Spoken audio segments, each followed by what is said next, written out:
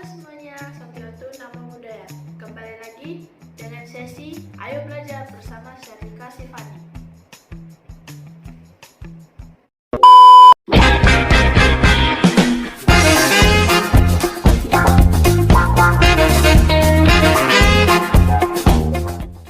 Di video kali ini saya akan merangkum berdasarkan video yang telah saya nonton, yaitu video yang dibawakan oleh almarhum Bapak Cornelis Wowor dan juga Biku Utamo Mahatera yang membahas tentang karma dan juga kelahiran kembali. Karma berasal dari kata kar yang artinya perbuatan. Nah, berdasarkan video yang saya tonton, bahwa dalam agama Buddha, satu perbuatan diklasifikasikan sebagai karma bukan tindakan saja, tetapi juga disertai dengan niat dan kehendak saat melakukannya. Nah, selain itu ada juga perbuatan yang dilakukan tanpa niat, maka itu tidak diklasifikasikan sebagai karma. Contohnya, kita tidak sengaja menginjak hewan kecil.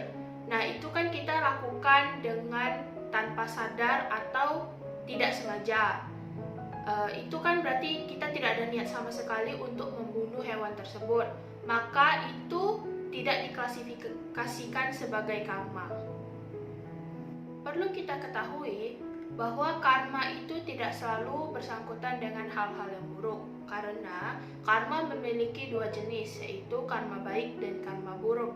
Nah, jika kita melakukan perbuatan baik, maka di kemudian hari yang berbuah itu adalah hasil dari perbuatan baik itu, yang disebut sebagai karma baik. Begitu pula sebaliknya, jika kita melakukan perbuatan yang jahat, maka di kemudian hari yang berbuah itu adalah karma buruk. Nah, dalam karma buruk ada yang namanya karma berat, yang disebut juga sebagai garuka karma. Apa saja perbuatan yang dapat dikategorikan sebagai karma berat ini? Yang pertama yaitu membunuh ayah dan ibu kandung. Yang kedua, membunuh arahat. Dan yang ketiga, melukai sang Buddha. Nah, kita telah mengetahui apa saja perbuatan yang dapat dikategorikan sebagai karma berat atau garuka karma. Namun, selain itu ada juga hal yang perlu kita ketahui, yaitu karma tidak memandang kita ini dari bangsa mana, beragama apa, dan yang lain sebagainya. Jika kita memiliki sikap jelek atau melakukan perbuatan yang tidak baik, maka karma akan tetap datang jika sudah masanya. Nih, ada karma yang kita tanamkan pada kehidupan sekarang akan berbuah pada kehidupan sekarang. Ada juga karma yang kita tanamkan sekarang langsung berbuah, dan ada karma yang kita tanamkan di kehidupan kita yang sekarang namun tidak berbuah di kehidupan sekarang ini. Tapi karma tersebut akan berbuah di kehidupan masa yang akan datang. Karena karma itu tidak akan berubah sampai kita mati atau kita meninggalkan dunia ini.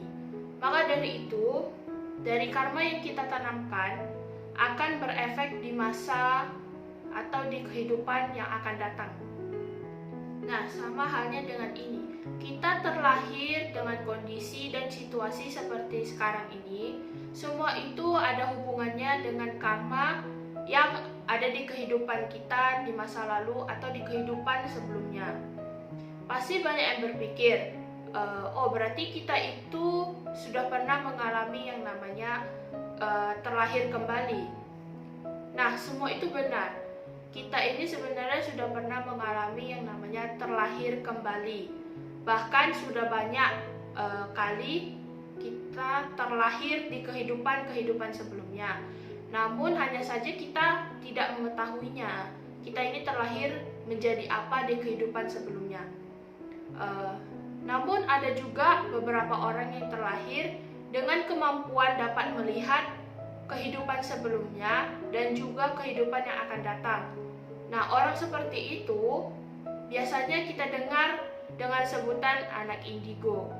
Semua itu terjadi akibat dari karma yang kita tanamkan, baik di kehidupan kita yang sekarang ataupun di kehidupan kita yang lampau. Nah, perlu kita ingat bahwa karma itu akan berbuah tepat pada masanya dan juga setimpal dengan apa yang telah kita perbuat.